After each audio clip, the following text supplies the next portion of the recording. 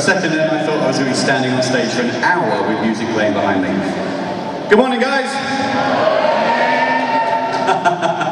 That sounds like a lot of hangovers out there. If you have a hangover, gently say hello. Morning, guys! We are going to start. Can we turn the music off, please? I don't need to be serenaded. Guys, on the sound desk, thank you. We have got a great starting panel today. We are talking about the films of Star Trek. So first off, I just want to check, make a noise if you've seen the Star Trek movies. Make a noise if you haven't seen the Star Trek movies. You are going to get so many spoilers, I'm so sorry. But you have had like about 30 years to watch them, so it's on you. I'm going to bring them out very quickly. We have three amazing actors, and obviously, please, some of them it's their first time in Birmingham. They're quite nervous, they've seen it's a big audience, so I need you guys to give them a lot of Star Trek love. Please welcome to the stage, Stephen Manley, Robin Curtis, and George Takei!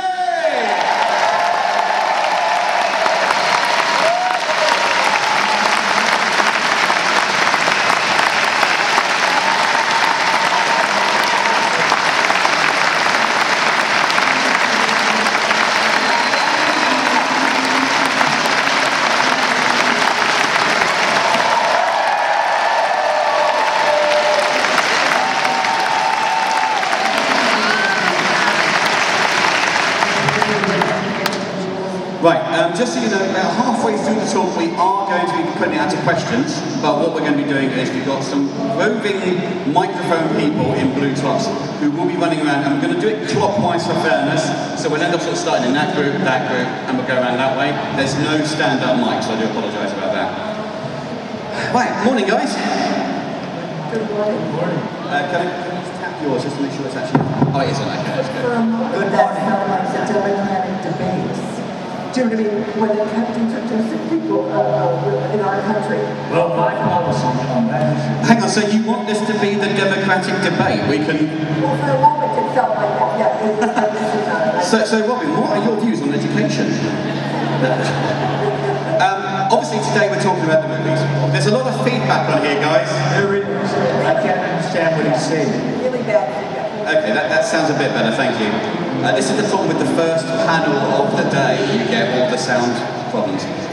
We're going to be talking about the films, and it starts with the first film. And George, we're going to come to you first. Obviously, you're kind of well known for some show that was on in the 60s and an animated adventure. But Star Trek the Motion Picture didn't start as a motion picture. It was phase 2.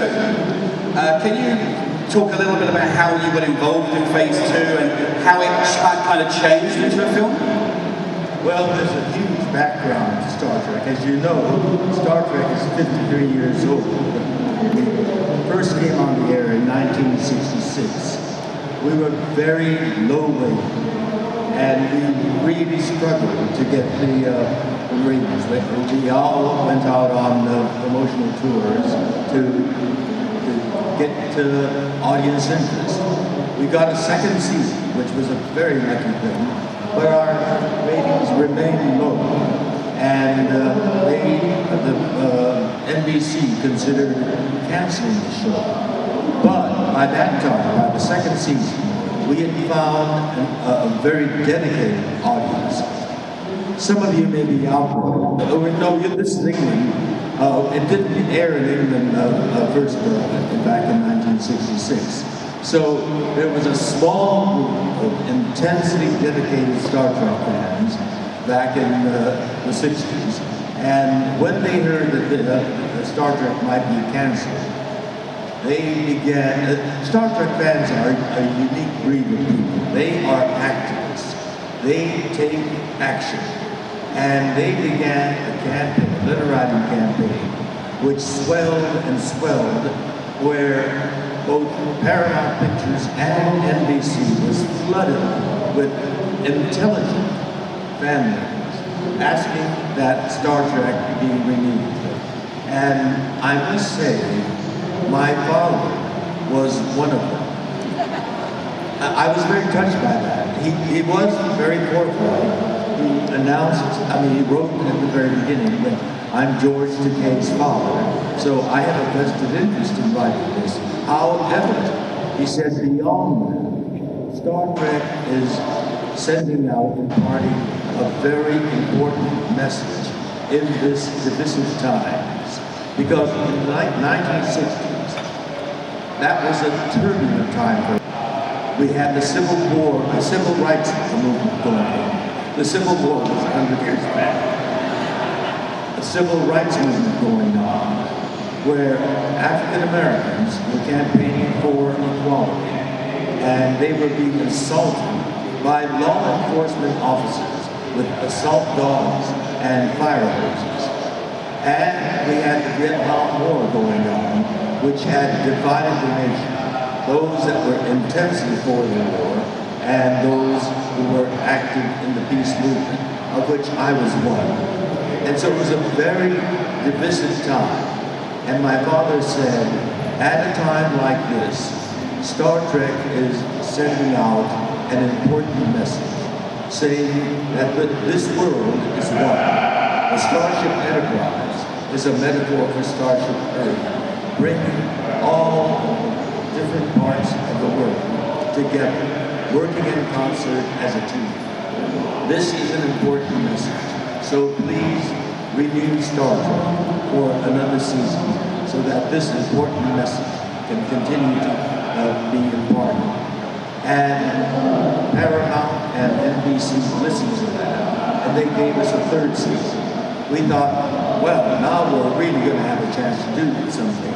However, we were programmed for Friday nights at 10 o'clock, which is traditionally the morgue. It's the Death Star. It's a death knell. No one is watching TV because the kind of audience that Star Trek appealed to, the intelligent, with it, hep audience, are out being hip and intelligent. And so our ratings remained low, and they had the numbers to justify cancellation. So we thought, well, we did good work, we're proud of what we did, we're going to move on. But in syndication, in the reruns, the syndicators decided to put us on for 5 nights a week, every night of the week. Monday to Friday. And that is when we found our audience. The ratings soared, but it was too late. But Paramount said, and NBC said, well, we have an audience now. Let's revive Star Trek as a television series. And they commissioned a half dozen scripts, and they gave us a start date of February of 1974. And we thought, well, we're proud of that show, and our message finally got out. And we were getting excited about the renewal of Star Trek as a television series. But as we got closer to February of 1974, they started pushing it back. It was going to be summer of 1974, then fall, and then silence.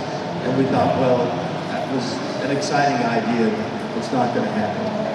Then, in 1977, Star Wars was released by 20th Century Fox, and it exploded at the box office. And that's when the ugly ringhead of greed rose up at Paramount Studios, and they decided, all right, instead of a TV series, we'll do it as a major feature film, just like Star Wars. So Star Wars is what really gave us our second life.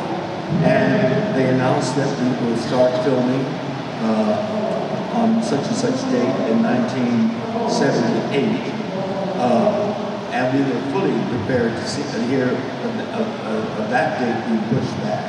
But then they announced that they've got Robert Wise, a legendary Hollywood filmmaker, as our director. And we thought, now they really mean it. It is going to happen. And they announced a special effects company that had a very good reputation called Robert Abel and Company. And we got started. And I must say, that day that we first got together for the first day of filming of Star Trek The Motion Picture was a thrilling day. All of us together again. Although we had one problem. We all had to go to wardroom to be fitted for our new uniform. You saw what the new uniform was. It was one of those one-piece, futuristic costumes, skin tight. We had to even have our feet measured for shoes that were a part of the costume. Yeah, because they weren't literally onesies, they were everything. Onesies. Apart from the hood. But not loose and comfortable. Every ripple of our muscle. And that was the other thing. We were to put on a diet, told to exercise, so that we wouldn't look too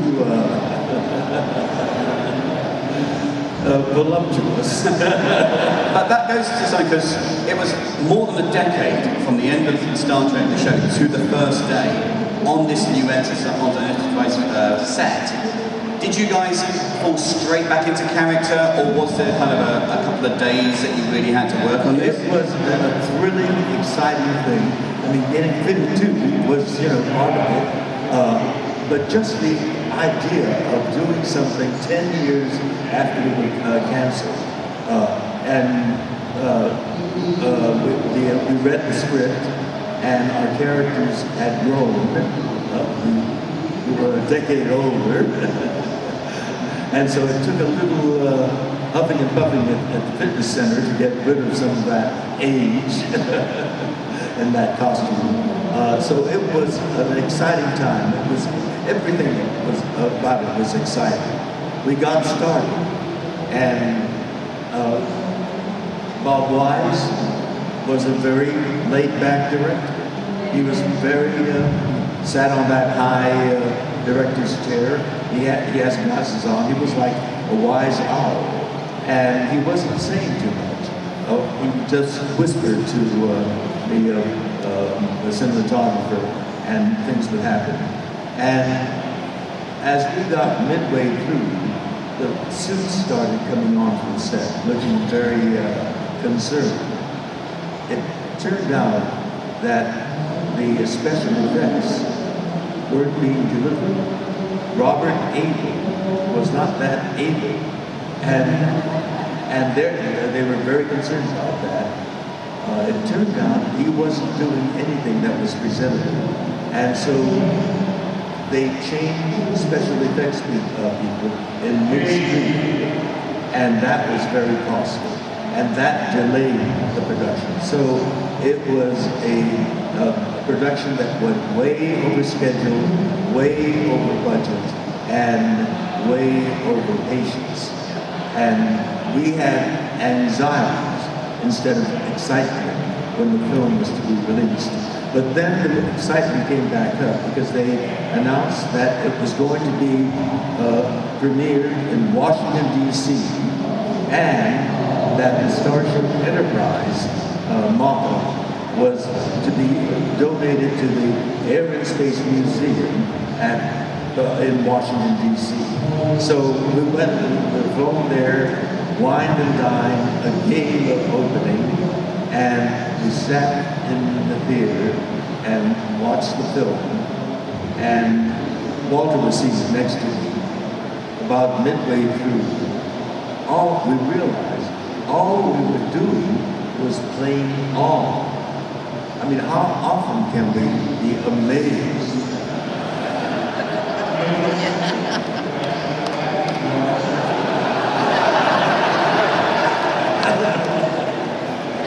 And we looked at each other.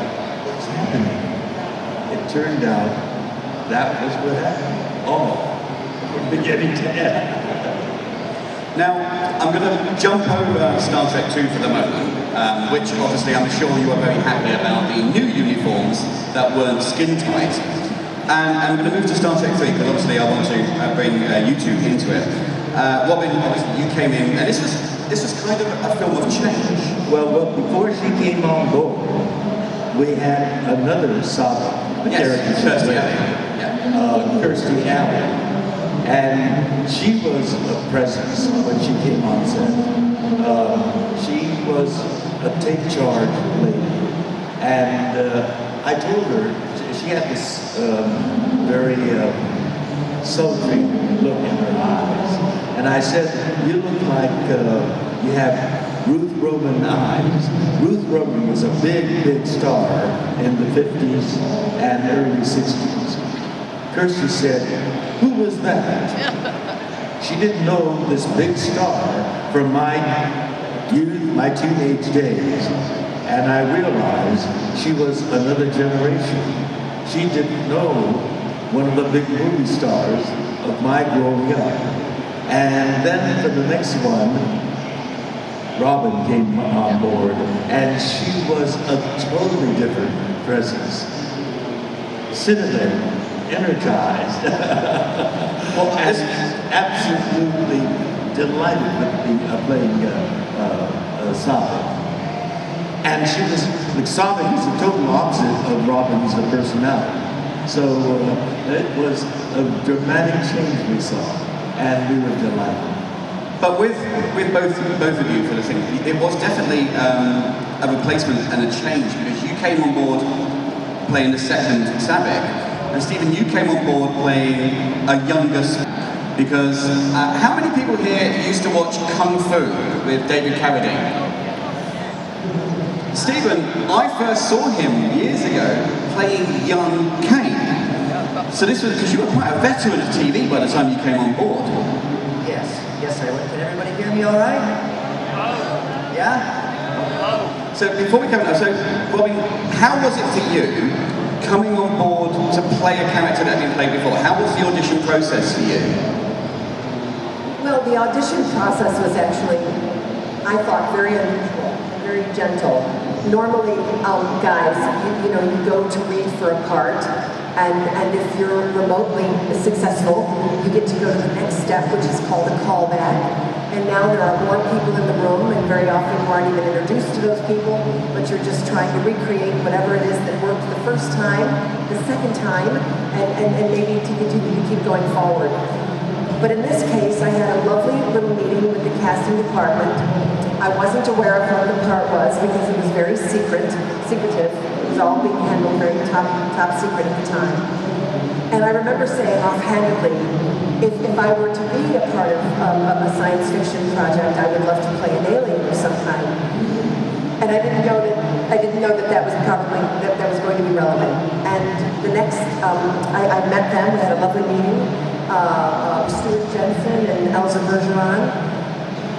And about several days later, they invited me to meet Leonard one-on-one. And that just didn't happen that way normally. You didn't get the intimacy and the you know, it was going to be intimidating enough sitting opposite Leonard Nimoy one-on-one, but it was, I have to say, it was a lot less intimidating than meeting a room full of people out there in the dark while I try to recreate whatever it is I had done at the previous audition. I had not read for the part yet, so he invited me to go outside to look at some words. He gave me some direction. He said, Robin, think Vulcans have 1,000 years of wisdom behind the eyes. And I thought, oh my goodness, that's not too tall an order. No pressure. Yeah, right? Yeah, we just go out and whip that together.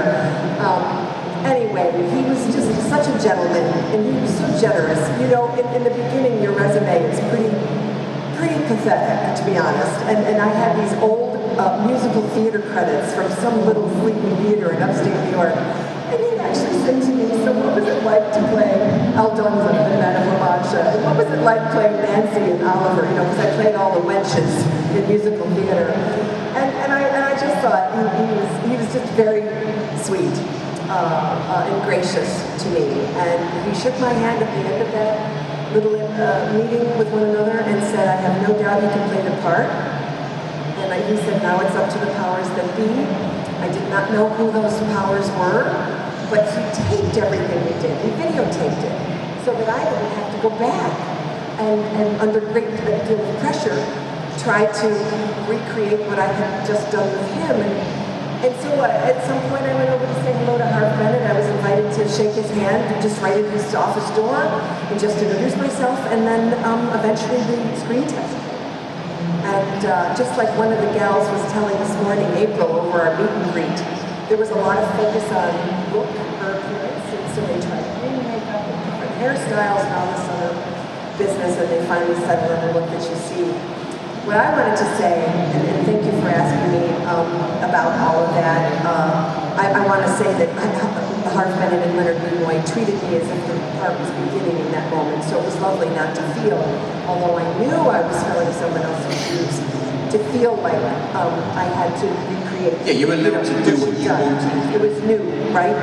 But going back to what you said, George, I'm profoundly struck at how relevant Gene's message was, and the message you all carrying. You of all the cast members, this gentleman is a citizen of the world. I learned that from you years ago.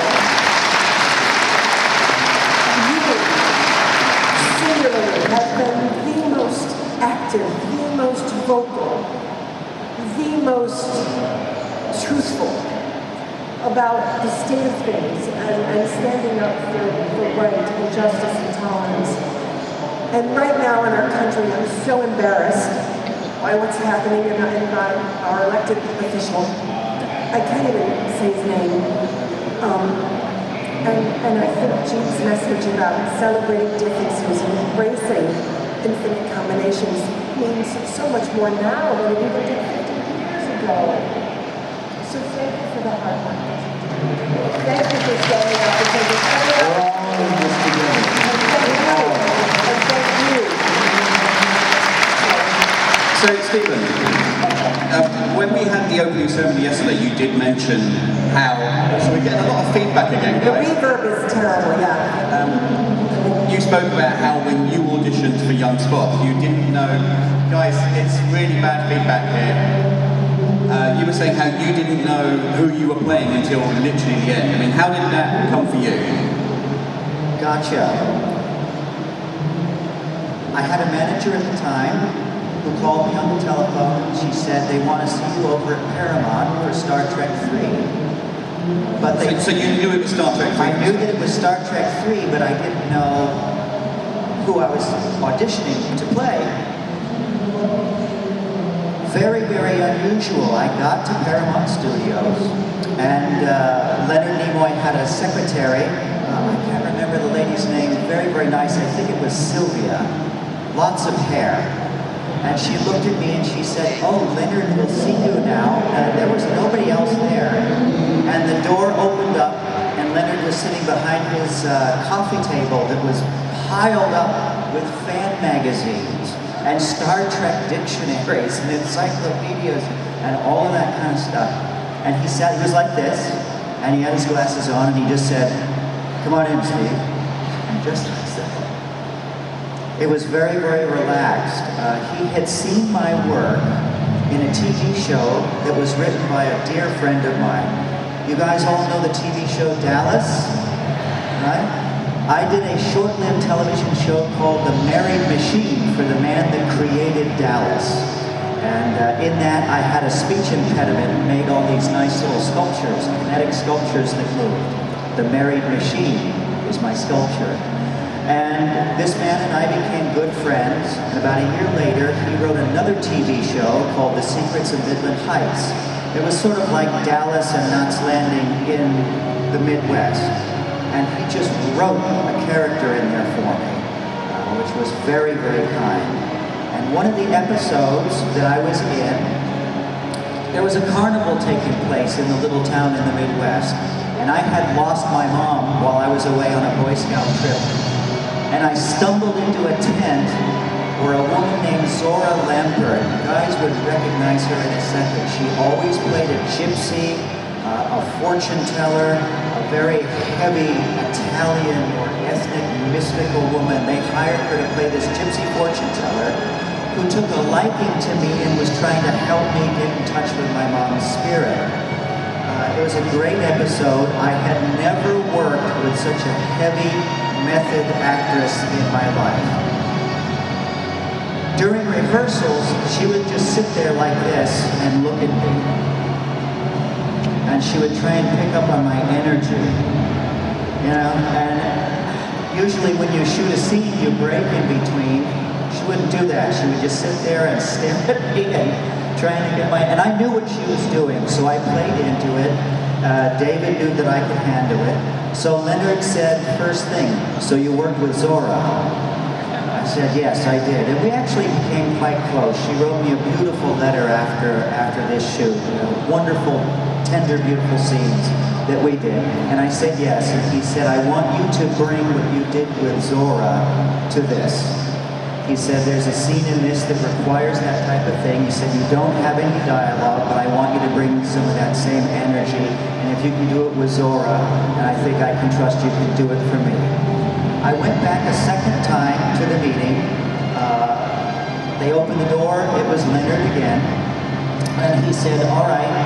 He said, I'm going to tell you who you're playing. You're playing me. And that was a huge responsibility put on my lap. And he said, you're playing me at 17 years old. The scene that I was talking about is called the Pomfar sex ritual. And he said, I want this played a certain style. Is it, guys, the feedback is really bad here. Is there anything we can do about this? Can you guys hear okay? Yeah? Okay. Gotcha. All right. Gotcha. And I realized I was taking on a pretty heavy responsibility. He said there was some snickering going around the studio about the scene, but he was bound and determined to keep it in.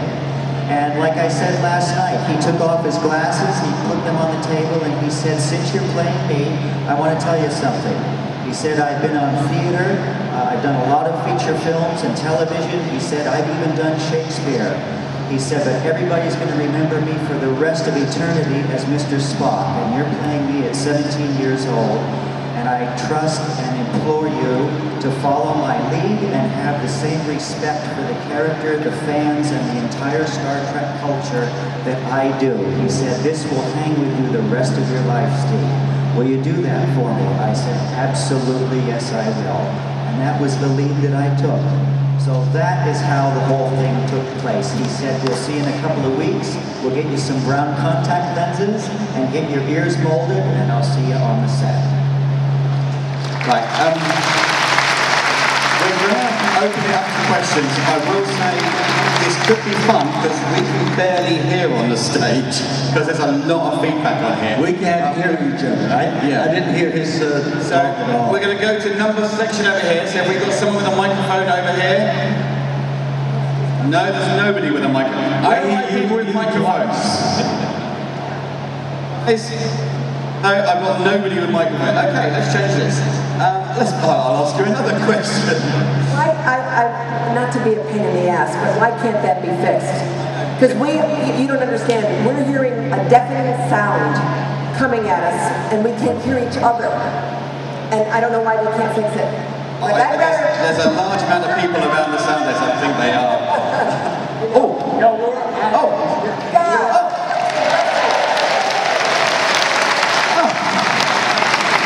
Okay. So where are my people with microphones who are supposed to be running around the stage? Show me. Oh, do you know what? I'm just going to go and do it. It's a lot easier. Right. Stand up. Say your name and ask your question.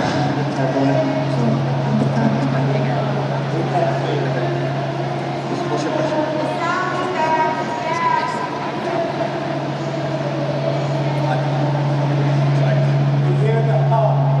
Can't hear properly on this one. And the whole thing is turned off. Turn it off! Oh, yeah, okay. Okay. Hi guys, thank you so much for being here with us this weekend. My question on Star Trek 3, when you weren't filming, what kind of antics did you guys get up to?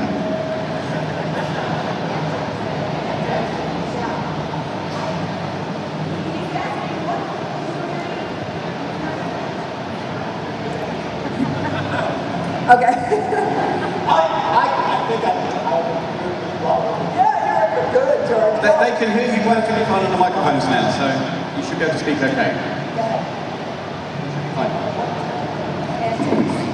The question was, what time You've got a microphone. went on when the filming started? Is that the record? Yeah. This man here, waving at you. I remember George. I remember the set. There you go, man. It was serious for Star Trek. As a matter of fact, you're right. Because serious things were happening.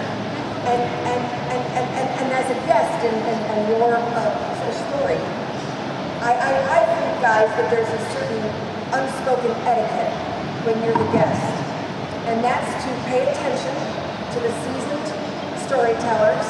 No, really, and honor the kind of energy that they're displaying on the set. Maybe they make jokes, maybe they don't make jokes, maybe there are antics, maybe they're very serious. So I remember picking up on the energy. I think everybody was wanting to be very respectful of Leonard. It was his first directing effort. I think he was handled it with quite a bit of aplomb with Bill, you know, and Christopher and myself, and you guys, you know, kind of navigating everyone and all the egos. You know, George. And I thought Leonard did, I was just an observer at this point, and I thought he did a magnificent job.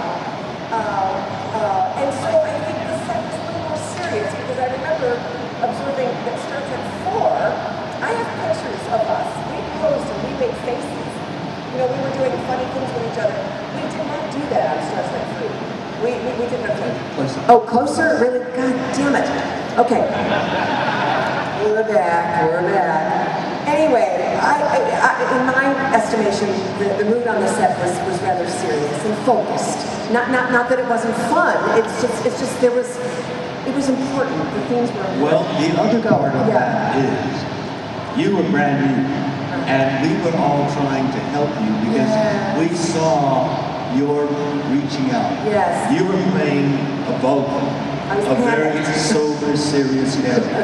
And we didn't want to distract her too much by having ancillary antics going on. And we saw that you were a serious actor. And you were and trying to find this very bizarre character. Correct. No emotions. You're an actress, and yet, you know, you were not supposed to be acting. You were sober, serious, vocal, and this part you played well. Rational, intelligent, keenly intelligent. And so we were very serious around you because we respected your efforts, your reaching out for and trying to find the character that you were playing. I needed a lifeline because I said to Mr. Nimoy the first day of shooting, I said, you seem to think I know what I'm doing, but I really don't. And I didn't feel like I had a natural hook on the whole Vulcan Well, because thing. you were also very different from Kirsty. Yes. And we remember the Kirsty issues. Yeah. And we really were delighted with you. Oh. And we wanted to help you and respect you in your effort to find this very bizarre character called the Vulcans and Saavik. May I interject something here real quick? Okay. I was very observant on that set. I had to play this almost like a silent film actor. But one of the things that I remember was Robin saying, oh my gosh, am I doing this? Oh my gosh, am I doing that? And Leonard would look at her like this. And she would say, am I playing it this way? Am I playing it that way? And he would say, let's have a conference. So they would both have a cigarette off to the side of the set. Robin with a clove, and Leonard with, God, one of these long menthol things that he was smoking. And I would see Robin going like this, and then Leonard would just look at her and say, you can do it. You're doing it. You're fine. Let's go. And Robin would say, okay. And throw the cigarette down, stamp it out, come back onto the set. She'd do it, and Leonard would say, see? What are you worried about? So that's what I remember from it. Okay, we've got a question over in the middle section on the left. We have someone over there now. Yep. Hi, thanks for coming. If you can stand up so you can see you. Thanks for coming. How did you feel when reading the script about the destruction of the Enterprise and then having to act that on screen? So can you say that one more time? Sorry, how did you feel reading in the script about the destruction of the Enterprise in Star Trek 3 and then obviously having to act that out on screen? Is that to all of them or just to George? All can answer. Okay, I don't know if you caught that. In Star Trek 3, the Enterprise is destroyed. Come closer, I can't understand you at all.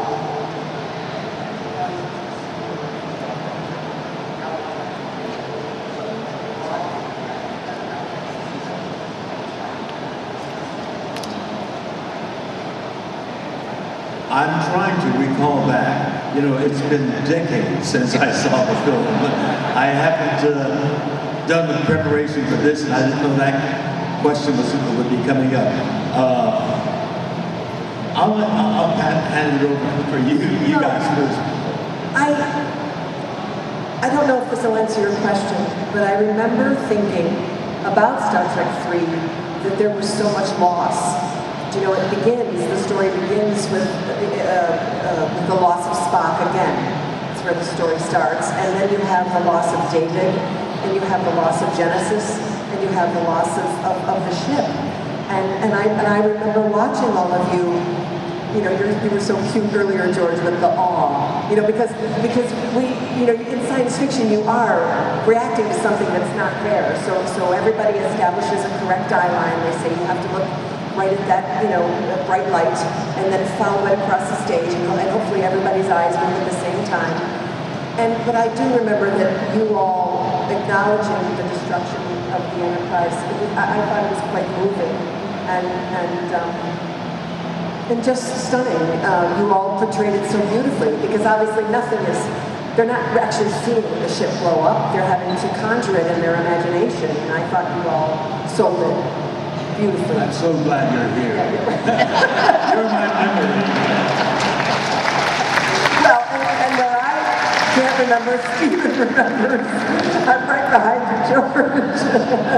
Too many brain cells lost. Okay, we've got time for one last question from the back section.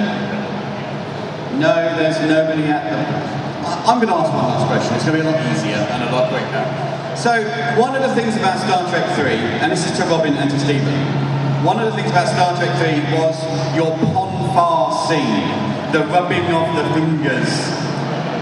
But one of the rumours that bounces around was that Saavik had stayed at Star Trek 4 on Vulcan because she was pregnant with Spock's child, which to me says there was more than a rubbing of fingers going on. When you were doing Star Trek 3, were you told that this was the sort of thing that was going to be happening, or was this something that turned up later? I mean, when you were acting to each other, did you think, oh, there's going to be this scene later on?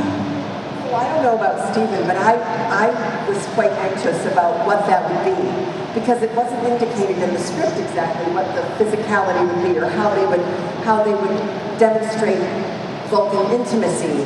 And so very much like you described earlier, Stephen, how Leonard would take you aside, and he was very personal in his direction. You know, he didn't talk about it in front of everyone. He would take you very much to the edge of the soundstage, and he showed us this finger play, you know. And I think, I don't know about you, but I was thinking, really, is that all? Okay. All right, and Stephen, being the kind of actor any actress would want in that situation, was so lovely, because he and I both understood the importance, you know, that this week, you know, we couldn't giggle. This wasn't time to be silly. This was time to now imbue that simple gesture with as much, and again, the word intimacy comes to mind, and private, sort of that privacy that one feels when one is, you know, demonstrating strong personal feelings, that we would imbue it with that somehow. We would imbue it with that. And your question is curious to me, Anthony, only because whether or not this was the beginning or the complete act, I'm not sure. But we completed Pon-farr. There's no doubt about that, right? Yes, I did Spock.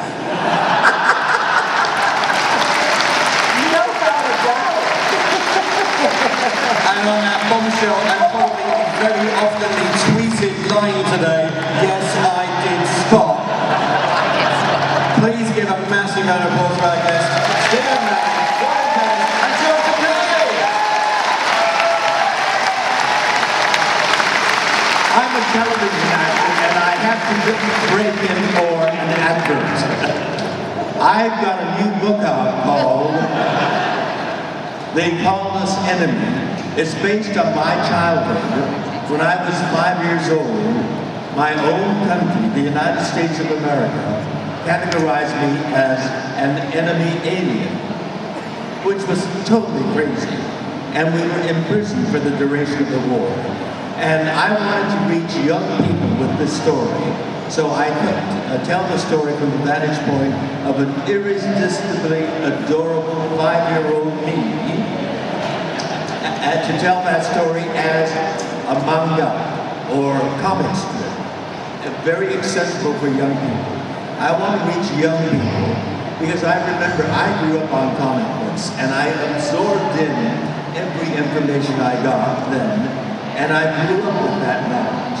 And I want the young leaders of tomorrow, or the young voters of tomorrow, to have this knowledge of where irrational things can be done by a great democracy and do horrible things, but that it also can recover from that kind of irrational damage and produce someone like me to tell that story.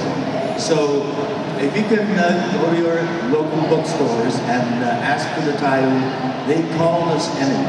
In the United States, it's been on the bestseller, New York Times bestseller list for 12 weeks now, and I want to keep it going. Sit long, George, before we go, make a noise if you already own the book. We have a few people here. If you've got it, I'm sure George will sign it today as well. I would be more than happy to. Guys, one more